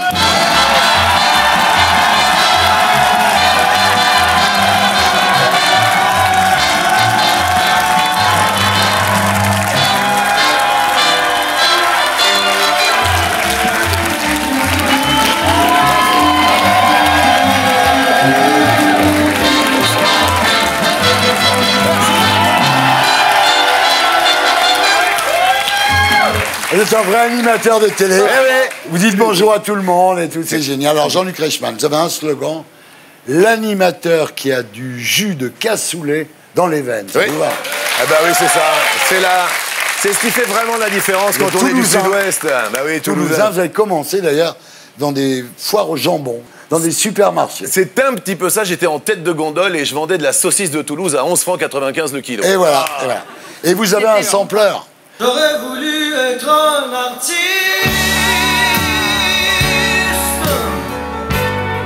pour pouvoir faire mon numéro. Enfin, vous êtes devenu un peu un artiste puisque la dernière fois que je vous ai vu, il y avait 2600 personnes dans un zénith pour voir une pièce de théâtre dont vous êtes le comédien principal. Nuit d'ivresse, Nuit d'ivresse, voilà. Réécrite par Josiane Balasco pour 2 hommes. Pour faire quoi? Pour être moderne? C'est toujours pour ma lutte contre l'homophobie. Depuis des années, vous qui me connaissez, j'ai toujours lutté dans toutes mes émissions contre l'intolérance pour l'ouverture. Et même au siècle dernier, eh bien, je luttais déjà, voilà, c'était mes combats, l'homophobie, le handicap, puisque j'ai une petite sœur qui est handicapée, les enfants, puisque j'ai des enfants, d'où la brigade des mineurs avec Léo Mattei. Ce sont des combats au quotidien. Et voilà, je vais même être le parrain de la Foire du Trône pour la formation, pour la recherche cardiaque, tout simplement, parce que ce sont mes combats. On va en parler, mais d'abord, votre portrait par Stéphane Blakowski, Magnéto Serge. 1960, Jean-Luc Reichmann naît à Toulouse où son père dirige un hypermarché. Après le bac, il est admis en école de commerce, mais en 81, il lâche les études pour se lancer dans l'aventure des radios libres. À 24 ans, un grave accident de moto l'envoie 9 mois à l'hôpital. Mais, une fois rétabli, il devient la voix de Énergie Toulouse jusqu'en 87. 1988, Jean-Luc monte à Paris pour devenir comédien. Il décroche des petits rôles, mais c'est surtout sa voix qui plaît. TF1 le choisit comme voix officielle de ses bandes annonces. Lundi 22h30 sur TF1. Mais il prête aussi sa voix à la série Tribunal, au Guignol de l'info ou encore au jeu Motus. Dans les jeux animés par Nagui, la voix off de Jean-Luc va même devenir un personnage qui contribue au succès des émissions. En 95, France 2 va donc lui confier sa propre émission, Les Amours. 2001, Jean-Luc passe sur TF1 où il présente tous les midis Attention à la marche. Un jeu dont il n'est pas seulement l'animateur mais aussi le producteur et qui restera 9 ans à l'antenne. Pendant cette période, il est de retour au micro sur RTL, puis sur RFM, dont il présente la matinale pendant 3 ans. En 2008, l'animateur devient acteur. TF1 lui offre le premier rôle dans Le Monde est petit, un téléfilm qui séduira 7 millions de téléspectateurs. 2010, Reichmann reste le midi sur TF1 avec un nouveau jeu, les 12 coups de midi. Il a des problèmes de yeux. Ah, qu'est-ce qu'il a comme problème aux yeux Il a un glaucome. Mais il se consacre de plus en plus à la comédie. Sa série Victor Sauvage s'arrête au bout de 3 épisodes, faute d'audience. En revanche, son personnage de Léo Mattei, policier à la brigade des mineurs, va devenir un succès dont TF1 a diffusé la 6e saison. Oh, vous les suicidez. En parallèle, Jean-Luc poursuit sa carrière au théâtre.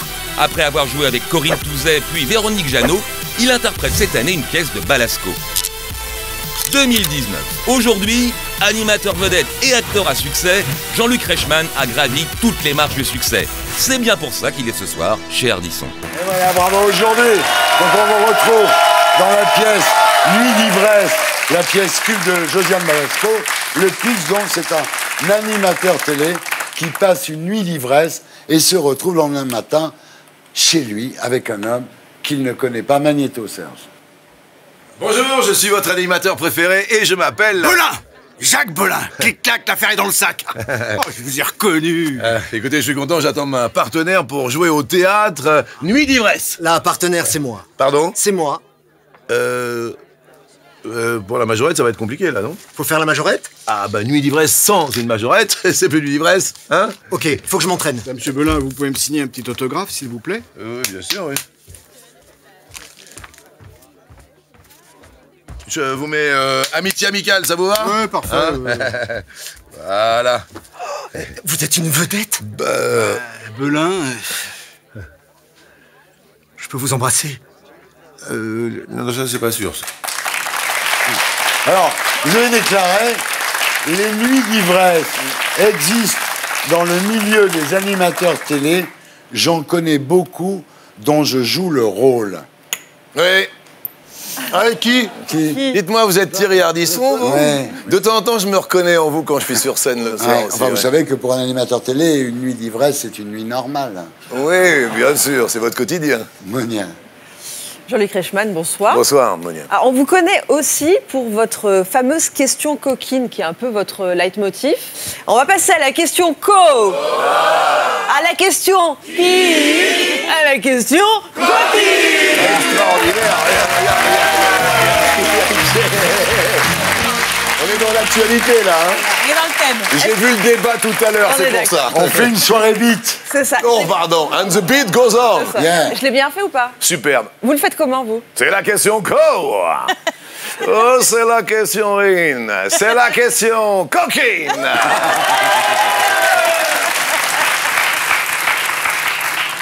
Première question. Ouais. Si votre façon de faire l'amour était une émission de télé, ça serait réponse 1, 50 minutes inside. C'est moi, là? Réponse 2, faites entrer l'accusé. Ou réponse 3, rendez-vous en terre inconnue. Rendez-vous en terre inconnue, chaque soir, on se remet en cause.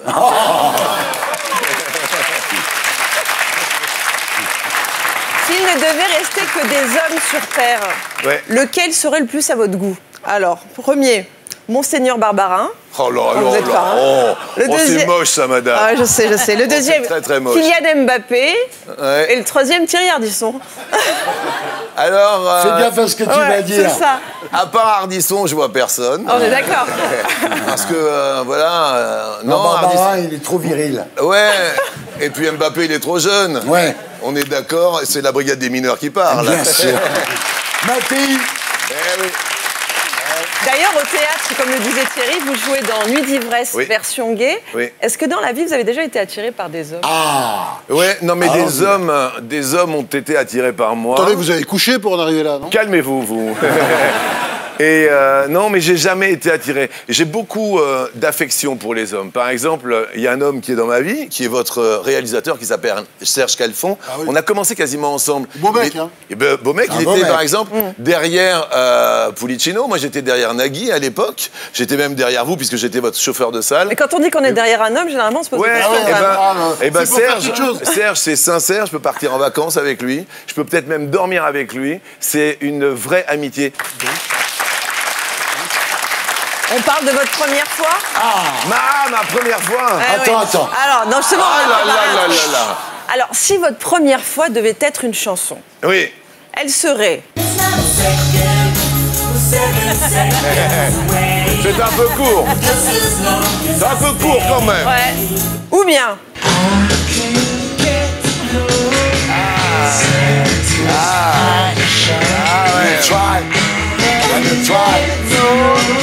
Ouais. J'écoute un disque de toi, ça fait 2 minutes 35 de bonheur. C'est joli. Et ça me donne quand tu n'es pas. Vous avez le choix entre 7 secondes, C'est pas terrible. No Satisfaction I can't ou get 2,35. Je n'arrive pas à avoir, bien sûr, du plaisir. I can't get no satisfaction. Parce que c'est vrai que quand on est adolescent, c'est dur. Ouais. Ah. Oui. Alors, quel détail vous fait craquer? Oui. Alors, réponse A, les dents du bonheur. Réponse B, le strabisme. Réponse 3, le zozotement. Ah, les dents du bonheur de Vanessa Paradis, là, moi, voilà, il n'y a pas photo, c'est le cas de le dire. Ah ouais. C'est le cas de le dire. Ah Bon. ouais, et c'est magnifique ce sourire. Et en parlant de détails, vous, Jean-Luc Reichmann, vous avez longtemps été complexé par votre tâche de vin. C'est un angiome, exactement, oui. D'ailleurs, à l'école, votre prof disait la tâche au tableau. Oui. Et là, maintenant, la tâche, elle est à la télé. Enfin, c'est une revanche. Comment ça s'est passé? Quand vous êtes devant une classe de 30 élèves et qu'un prof de français vous dit, quand vous êtes adolescent, la tâche au tableau, c'est vrai que c'est insupportable. Et je me suis retrouvé le soir même devant ma glace. C'était une petite glace, vous savez, pour maman. Quel âge qui avait, Quel âge? L'âge, j'avais 13-14 ans. Et je me suis retrouvé devant le maquillage de ma maman et devant son petit poudrier. Et j'ai essayé. Et quand vous avez 13 ans, que vous vous êtes fait bâcher par le prof devant 30 élèves, c'était à l'école Saint-Joseph, vous qui êtes catholique, eh bien, écoutez, c'est une école catholique et ça fait mal. Et ça fait très mal. Et je dois vous avouer, pour faire une parallèle, quand je suis arrivé à la télé, bien plus tard, parce que j'ai eu la chance de commencer à 34 ans les amours, ça a été un choix totalement étonnant, parce qu'on m'a dit qu'il fallait ressembler, comme tu le sais Thierry, au gendre idéal. Et on était tous là à vouloir être le gendre idéal, parce que c'était les codes. Et moi, je me suis dit très rapidement que ce n'était pas mes codes. Et je ne me suis pas reconnu. Donc, j'ai essayé de prendre de la distance, j'ai essayé de prendre un envol. Et puis, je me suis envolé et j'ai dit, vous savez, j'avais des chaussures jaunes à l'époque, je présentais Les Amours, un petit clin d'œil à Coluche avec Médoc Martins. Et puis, je me suis retourné vers Yves Bigot à l'époque. Et je lui ai dit, Yves, on me demande de cacher ma tache et j'aimerais bien avoir une petite tache de couleur. Donc, tu choisis, c'est là, entre les chaussures et la tache, parce que moi, si tu choisis de garder la tache couverte, je ne resterai pas. Et Yves m'a dit, mais il faut que tu te sentes du mieux possible. Je me revois, Mounia, prendre mon doigt comme ça et l'humecter pour enlever le fard et pour enlever, juste avant de dire moteur, le maquillage qu'il y avait sur ma tache. Dernière question. Qu'est-ce qui peut titiller votre libido? Réponse 1, l'odeur de la transpiration, un léger accent. Ou réponse 3, une danse. Une danse. Attendez, je danse chaque soir avec Thierry Lopez sur scène.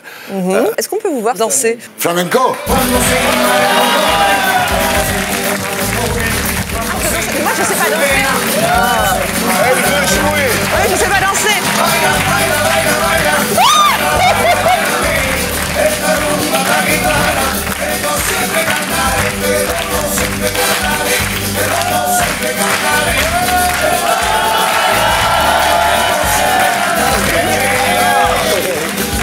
Voilà, ça donne ça.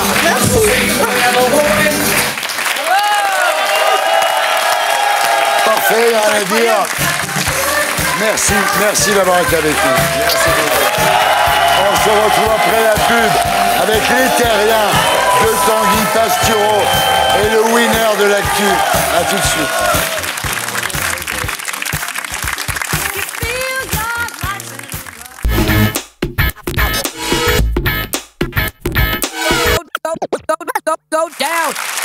Bonsoir, les terriens du dimanche. Bienvenue dans l'émission qui vous aide à vous faire votre opinion, toujours en compagnie des 6 mercenaires.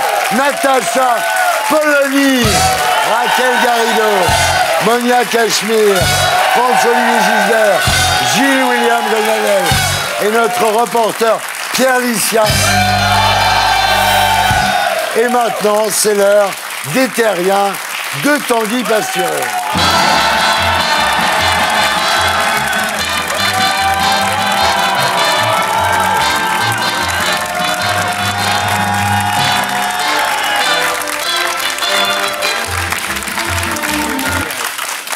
Tu sais quoi? Non. Jingle. Ah.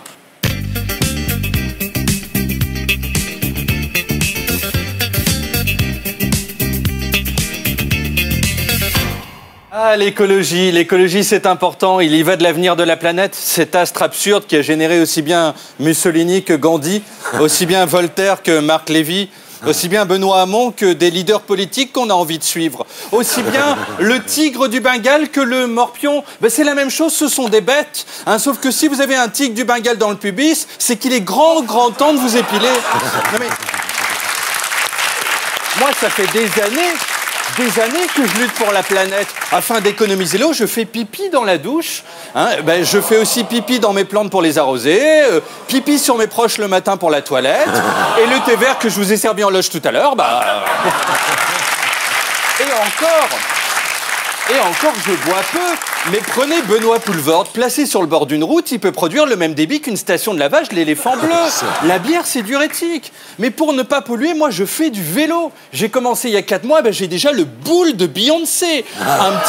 Un petit cul en fonte qui, plus d'une fois, vous a fait dire, Thierry, que votre hétérosexualité était une impasse. Oui. Le Kim Kardashian de l'humour qu'on m'appelle. Georges Pernou de Thalassa m'a écrit depuis sa maison de retraite une lettre avec des cœurs et des dauphins dans laquelle était marqué « J'en ai vu des raies, mais la tienne me rend dingue ». Et puis, protection de la planète, je ne mange pas de viande. Mais j'espère qu'après ma mort, les animaux s'en souviendront et que les vers iront plutôt bouffer Gérard Larcher et Cyril Lignac, qui leur ont fait tant de mal. Mais si je fais ça... Si je fais ça, c'est aussi pour compenser l'existence de Natacha qui, à 98%, s'habille de cuir animal. Hein, quand elle va à la campagne, les veaux meuglent, pensant qu'il s'agit de leur mère. Voilà, exactement, c'est pour ça. Merci. Bref, je suis écolo, je me moque souvent de José Bové, Noël ma mère, mais au fond, je sais que s'il se lave pas, c'est pour le bien de la planète. Seulement, ça y est, j'ai plus envie de me battre. Je renonce, comme Alain Juppé, dès le lendemain de sa naissance, le 16 mars 1895, a renoncé à la déconne. Parce qu'il y a 8 jours avait lieu la marche pour le climat, et je ne peux pas m'associer à des gens qui se déguisent en potirons. Non. On a l'impression de voir Silence ça pousse sur France 5 si l'équipe avait décidé de ne plus bosser sur les jardins, mais sur les propriétaires des jardins.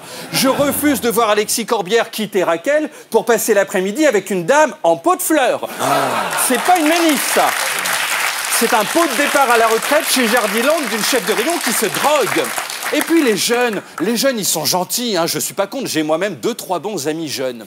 Mais leur slogan, non, non. Alors déjà, techniquement, faire ça au climat, même très excité tout en haut du Mont Blanc avec un escabeau, ça paraît compliqué. Hein, on a déjà trouvé la couche d'ozone une fois, ça va. Quant à cette jeune fille, pardon, mais je refuse qu'on me tutoie. Wow. Mais j'ai 45 ans et le respect. Moi, s'il n'y a pas écrit « bouffer mon clito », mais je me sens pas concerné. Et ce genre de message... Bravo! Ce genre de message, ça touche qui, à part quelques gynécologues fans de Top Chef? Parce qu'on dit souvent que les mecs rapportent tout à leur oui-oui, là, mais ça s'est inversé. Mais les filles d'aujourd'hui sont obsédées par leurs parties intimes. Vous gérez le climat aussi bien que nos clitoris. Mais moi, j'arrive plus à regarder la météo, je me dis que c'est du porno. Maintenant, j'ai peur qu'Evelyne Delia accroche son slip à la pointe bretonne et se mette à murmurer « Demain, mon corps sera à 41 degrés avec un fort taux d'humidité. » Un fort taux d'humidité. Ça coule, c'est la cascade. Non, mais quand j'ai vu que Raquel était à la marche pour le climat, à côté d'un jeune qui, avec ses doigts, a prédit en score le pourcentage de la France insoumise aux européennes, je me suis dit, mon Dieu, j'espère qu'elle va pas sortir une pancarte parlant de sodomie, hein, ou de choses qui font mal à d'autres orifices, comme les chansons de Kenji Girac aux oreilles. Mais non, heureusement, puisqu'elle n'est pas jeune. Ah bah ça a changé les révolutionnaires. À l'âge de Raquel, Louise Michel était déjà au bagne. Hein, quand Raquel casse un caillou, c'est juste qu'elle a fait tomber un des petits galets blancs qu'elle met autour de ses bambous sur son balcon. Et puis, mais n'importe qui se proclame révolutionnaire aujourd'hui. Regardez Gabriel Attal et Brune Poirson, les ministres. Alors eux, c'est Molière au carré. On a 2 tartuffes. Hein. Ils ont manifesté avec les jeunes pour le climat, une sombre histoire de clitoris, alors que les gamins manifestent contre l'inaction de ceux qui ont le pouvoir, c'est-à-dire eux. Attal et Poisson protestent contre eux-mêmes. Alors Brune Poisson était à 2 doigts de brûler son propre ministère en hurlant « Sors, Poisson, que je te fasse la peau !» Ce qui ne sert à rien, puisque selon mon poissonnier, la peau de poisson ne se mange pas. Non mais, faire une manif pour protester contre soi-même, c'est quand même le comble de l'égocentrisme. Même Alain Delon, du temps de sa splendeur, n'a pas manifesté devant chez lui en criant « Salaud, t'es trop beau, laisse-en un peu pour les autres !»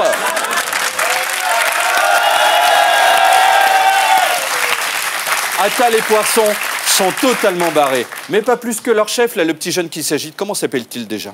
Macron. Alors lui a vécu 10 jours délirants. D'abord, il a fini son voyage en Afrique. Alors, il a fait des petits bisous à l'un de ses amis. Ah, voilà, je t'aime. Comme tu es beau. Voilà. Ouais. Ensuite, il a claqué la tête de son autre copain, comme nous quand on éclate un moustique. Non, mais... Il lui a attrapé le crâne, 2 doigts dans le nez, 1 dans la bouche, il faisait un bowling. Alors Macron a appelé quand même l'Afrique à penser à l'environnement. D'ailleurs, il est passé à l'acte puisqu'il a arrosé une petite plante avant de dire voilà, j'ai fait ma part, à vous de jouer les mecs. S'il se met à lutter contre le sida, pareil, il jettera un préservatif dans une foule de 16 000 personnes en criant soyez prudents. Au Kenya, surprise, il a trouvé une dame dans sa chambre d'hôtel. Seulement, il est correct, lui, pas comme DSK naguère. Du coup, pétrifié, il a dormi tout habillé et debout comme les chevaux. Il est d'ailleurs annoncé partant samedi à Vincennes. Ensuite, Macron est rentré en France dans son avion. Alors, les adultes avaient gardé leur costume, mais lui était déjà en pyjama. Il a regardé un peu Gulli. Et puis, il s'est vite endormi parce que le lendemain, il passait son niveau ourson en ski. Oui, à la Mongie, charmante station des Pyrénées qui possède, sachez-le, 230 canons à neige. Donc, si des gilets jaunes s'étaient manifestés, on pouvait les ensevelir, leur coller une carotte bio, hop, ça faisait des bonhommes de neige. Avec une seule pomme de pain pour l'œil. Malheureusement, pile au moment où Macron s'est lancé sur la piste de l'école des Piou-Piou, on le prévenait qu'à Paris, les Champs-Élysées brûlaient. Macron a répondu, je sais, on est samedi. C'est une tradition à Paris. Le jeudi, c'est théâtre, le vendredi, petite pizzeria, le samedi, pillage. Mais il a fallu qu'il rentre, parce que là, ça a été chaud. Mais enfin, regardez le magasin Longchamp le week-end dernier. C'est minimaliste, on dirait une boutique pour bouddhistes. Seul le Dalai Lama, s'il y va, dira « Waouh, tout ça, on ne sait que choisir !» En fait, il restait un sac qui va faire un bide cet été, parce que même gratuitement, personne n'en a voulu. Il va connaître le même succès que le programme du PS aux élections. Enfin, le président a fait un atelier du grand débat avec des intellectuels. Il a dit « La vache, ça me change de Griveaux ». Puis a écouté durant 8 heures des gens intelligents. C'est épuisant. Les types se sont saoulés eux-mêmes, à tel point que l'un d'entre eux a tenté de s'envoler en battant des mains pour se barrer. Allez, maintenant, ils aiment Macron comme les jeunes aiment la planète et le sexe. Ce sont les macronphiles. Avec Christophe Castaner, que la presse dit fragilisé à cause de sa gestion des émeutes de samedi dernier, mais aussi de ses frasques en boîte de nuit. Parce que Castaner, c'est un mix de Travolta et Francky Vincent. La fièvre du bassin du samedi soir. Dans le monde de la night, il y a eu Régine, Bob Sinclair et Castaner. Il s'est saoulé à la vodka et embrassé une jeune dame. Bon, il a le droit. Le principal, quand on est ministre de l'Intérieur, c'est d'être sur le pont 24 heures sur 24. D'autant que là, s'il y avait une attaque terroriste, il pouvait flinguer les assaillants juste avec son haleine. Non, mais après tout, s'il a une cirrhose, ça reste du domaine de l'Intérieur. Alors, il a tout de même précisé que ce n'était pas une boîte de nuit, mais... D'abord les faits. Je me suis rendu à un anniversaire, non pas dans une boîte de nuit, mais dans un restaurant. C'est un restaurant, donc je veux l'adresse. Parce que moi, tous les samedis soirs, je suis au flunch, je ne vis pas ça. Pour moi, le museau, c'est de la salade, pas que je suis en train de frotter de mon nez à celui d'une personne. Moi, la langue, c'est quand en plat, il y a de la langue de bœuf. Lui, c'est la langue d'une personne qu'il mange. Donc ça, d'accord, c'est un restaurant, on est debout, on danse, on emballe, ok, moi je veux bien. Et dans le langage Castaner, ceci, c'est une veillée de prière à l'abbaye de Sénanque. Et ça, c'est la visite médicale obligatoire de la médecine du travail.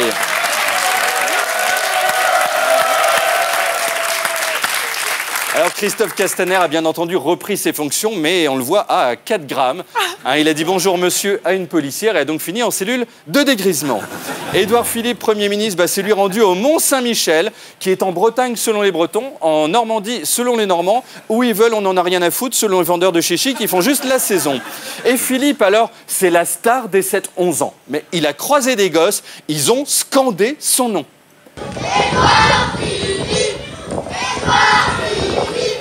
Édouard Philippe. Non mais s'il se présente en 2032, le temps qu'ils aient le droit de vote, il va passer au premier tour. Et quand il leur propose une photo, mais c'est l'émeute. Est-ce que vous voulez qu'on fasse une photo? Oui.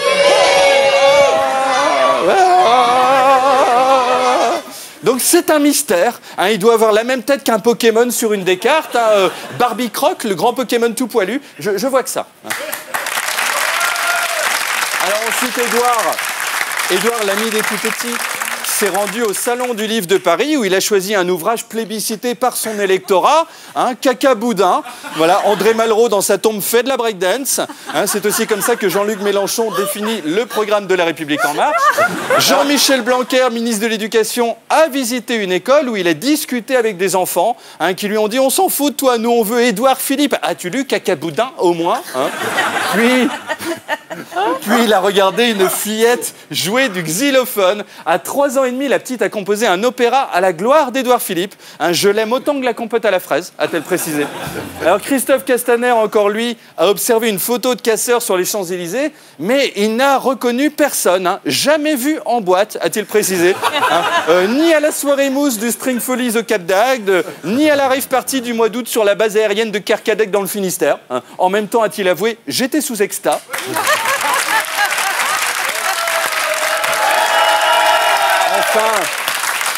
Enfin, Cédric Villani, le mathématicien député sapé comme Louis XIV, eh bien, se fait désormais prendre en photo par derrière. Hein. Ce qui permet de dire qu'il est meilleur en racine carrée qu'en racine tout court.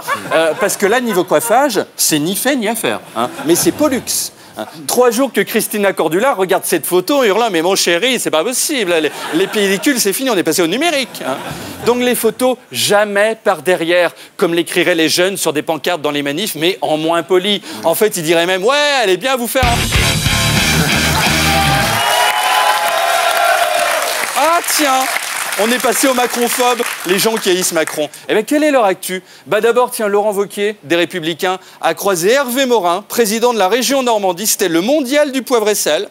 Hein, si on avait ajouté Brice Hortefeux, qui est couleur moutarde, c'était super parce que ça faisait une vinaigrette.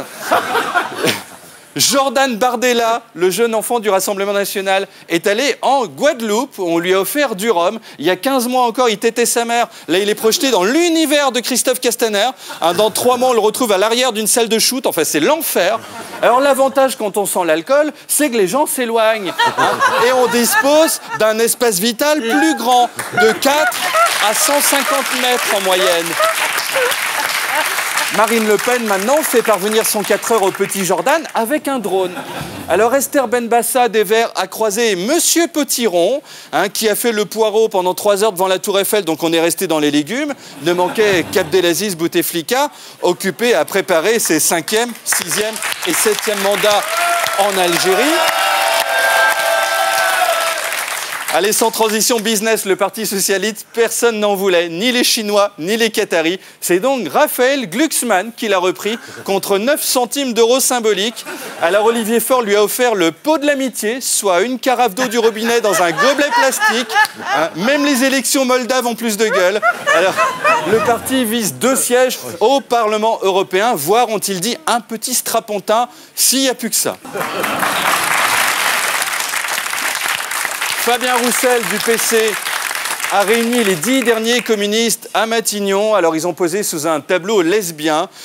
Quand Édouard Philippe reçoit ses fans, les 7-11, hein, il l'enlève, bien sûr, et met à la place un poster géant de Choupi. Petite liste toujours, Jean Lassalle, le berger défoncé, veut se présenter aux européennes, mais il n'a pas un rond. Il lance donc un appel aux dons. Alors, vous allez voir, il demande de quasi rien jusqu'à beaucoup, beaucoup. Vous pouvez verser vos dons. 1 euro, 10 euros, 50. Vous pouvez aller jusqu'à 7 500 euros par personne physique. 15 000 euros par foyer fiscal, si vous êtes 2. Ah ouais. Et si tu es Bernard Arnault, tu peux acheter Jean Lassalle. Hein, dans un salon, ça rend très bien une fois exposé. Il bouge juste un peu au moment où on débouche les bouteilles, mais c'est tout. Hein. Aidons-le à rester digne et propre. C'est à ça que ça sert, les élections européennes. À rien d'autre. Alors, à noter, Thierry, c'est un drame que Benoît Hamon perd sa porte-parole Aurore Laluc, qui part chez Raphaël Glucksmann. Le mouvement de Hamon, Génération.S, est donc renommé Génération sans S, puisqu'il en devient l'unique membre. À l'étranger, Emmanuel Valls passe la vitesse supérieure. Il a enfilé son jean moulant et propose une passe gratos derrière la palissade à chaque personne qui votera pour lui à Barcelone. Il est désespéré. C'est un choc. Enfin, Yannick Jadot des Verts qui, étrangement, a désormais des seins. Hein, c'est ça de bouffer que bio. Hein, son métabolisme n'arrive plus à réagir face aux 70 céréales différentes qu'il ingère par jour. Hein, alors, on avait dit pas le physique, mais on s'en fout. Donc Jadot a escaladé une éolienne. Hein, ces trucs très moches qui font perdre 80% de sa valeur à la maison que vous aviez construite avant. Oui. Alors il est monté tout en haut et c'est filmé. C'est bon pour le climat, c'est bon pour l'emploi en Guadeloupe et c'est bon pour l'aménagement du territoire. Voilà, alors la suite de la vidéo comprenant sa chute et son décès est disponible sur le Darknet. Raphaël Glucksmann a fait rapatrier le corps, a racheté Europe Écologie Les Verts pour 0,1 centime d'euro, sauf Esther Benbassa et Monsieur Potiron, qui sont tous deux à la parade Disney. L'écologie, en conclusion, c'est primordial, car comme le disent les jeunes, voilà. Alors en même temps, on est dimanche soir, demain on bosse, donc ne faites pas de folie et laissez le climat tranquille. Merci, bravo. C'était Tanguy Passion, que l'on retrouve ici la semaine prochaine. Et d'ici là sur scène et sur mycanal.fr. Et maintenant, mesdames, messieurs, on va jouer. La dernière fois, c'est Monia qui a gagné. Ah oui, qui remportera le cerveau d'or cette semaine? C'est le winner de la course.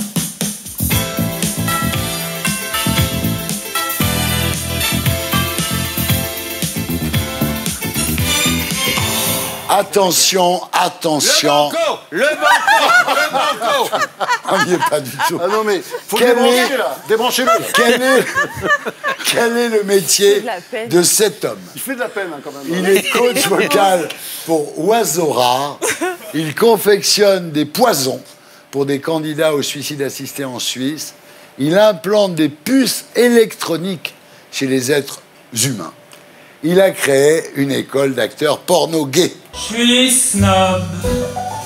Les puces électroniques. Absolument, bravo. Il en a une là. Il s'appelle Johan Österlund. Il a 38 ans, il est suédois. Sa société, bravo Monia, implante des puces dans la peau à l'aide d'une seringue en seulement quelques secondes. C'est-à-dire que, en fait, voilà, une piqûre, on a sa puce. Et alors, elle fait quoi? On peut payer sans carte, on peut prendre le train sans billet, on montre sa puce. Ça coûte 150 €. Il y a déjà 10 000 personnes qui sont équipées aujourd'hui. Voilà. T'as plus besoin de code. Non, la puce, tu montes ta puce. Alors, la 19e journée du sommeil a eu lieu vendredi dernier. Parmi ces affirmations, laquelle est vraie? 8% des Français dorment avec leur animal de compagnie. 8% des Français font chambre à part. 8% des Français font des rêves érotiques avec leur belle-mère. 8% des Français font l'amour devant les terriens du dimanche. Je suis snob. Ah non, pourquoi ça marche pas, moi? La chambre à part. Oui. Bah oui, T'arrêtes un peu. Ah ouais. On a plus tout, mais ça marche pas. Tu sais quoi? Il me fait de la peine. Il a gagné qu'une seule fois. Je vais jouer pour lui. Tu penses qu'on pourrait le prendre comme témoin, peut-être? La prochaine fois, oui, mais Lucia, je ne vais pas le recevoir. Tu ne peux pas le faire un sujet Pourquoi il sur perd tous les jeux? le mec qui perd toujours, tu vois, Pourquoi il et qui perd? rentre chez lui, qui dit à sa Quel est femme, votre problème? j'ai encore gagné ce soir, parce qu'elle ne regarde pas l'émission. Je me fais de la peine à moi-même. Franchement. Un mec brillant comme toi, ça me fait de la peine. Et tes clients doivent dire, mais on a pris le mauvais avocat. Je sors pas très grandi de cette émission, Non, franchement. Attention, ce week-end débute l'exposition événement Toutankhamon, le trésor du pharaon, à la grande halle de la Villette de Paris.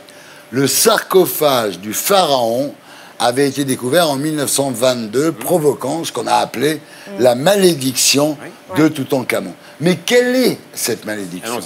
La paralysie générale de ceux qui se sont approchés du tombeau.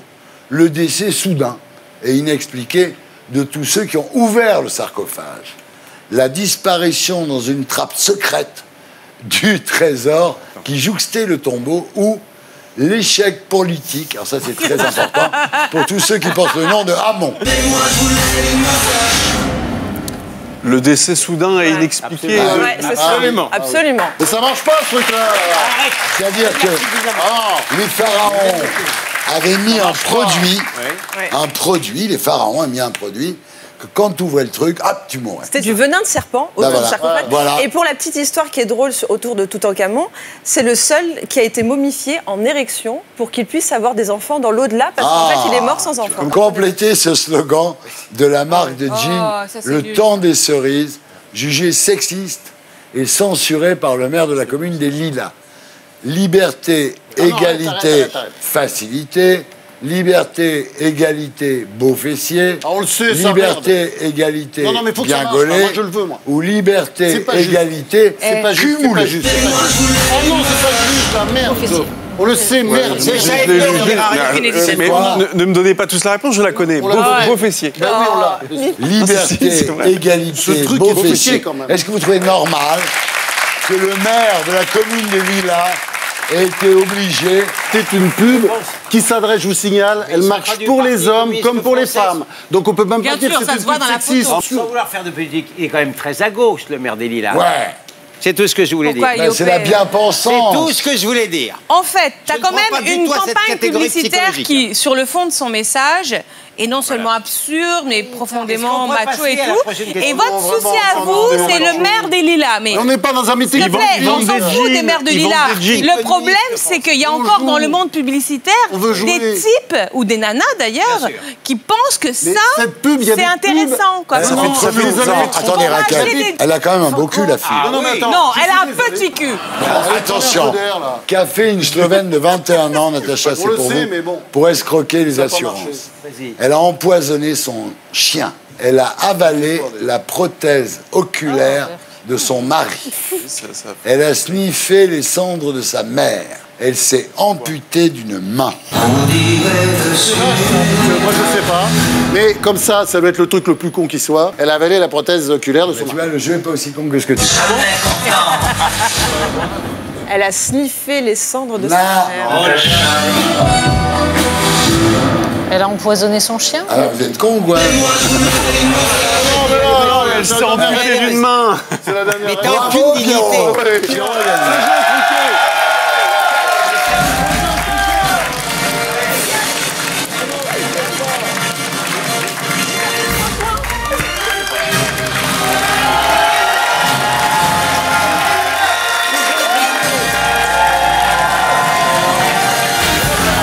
C'était Les Terriens du Dimanche, l'émission qui vous aide à vous faire votre opinion. Merci à tous ceux qui m'ont aidé à faire cette émission, à commencer par Stéphane, Simon. On se retrouve samedi à 19h dans Les Terriens du samedi. D'ici là, passez une bonne semaine. Merci à vous.